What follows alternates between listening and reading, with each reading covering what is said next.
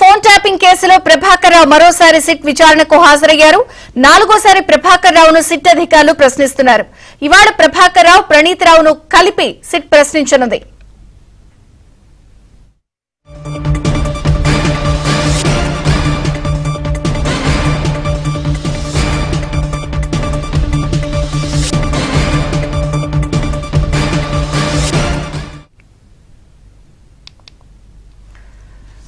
Phone tapping కేసులో ప్రభాకర్ రావు మరోసారి SIT విచారణకు హాజరయ్యారు. నాలుగోసారి ప్రభాకర్ రావును సిట్ అధికారులు ప్రశ్నిస్తున్నారు. ఇవాళ ప్రభాకర్ రావు, ప్రణీత్ రావును కలిపి సిట్ ప్రశ్నించనుంది.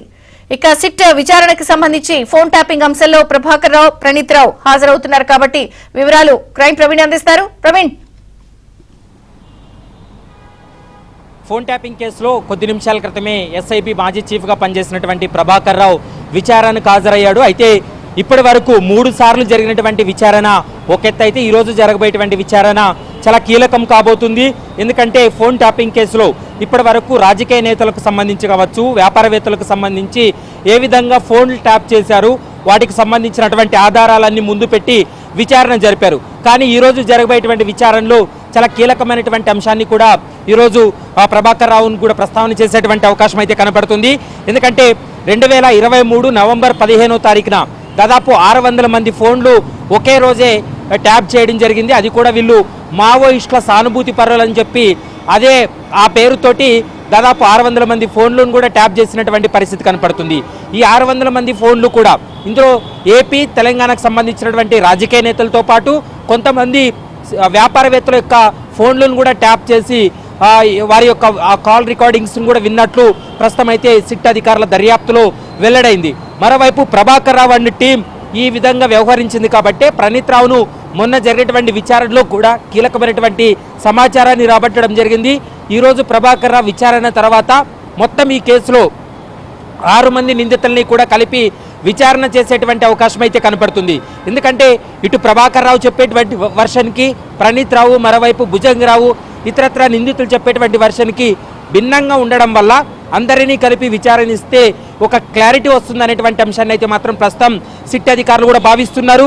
మరోవైపు ఇప్పటికే మావోయిస్టు సానుభూతి పరులతోటి రాజకీయ నేతలకు సంబంధించినటువంటి ఫోన్లను ట్యాప్ చేయడంపై ఈరోజు క్లారిటీ తీసుకోబోతున్నారు.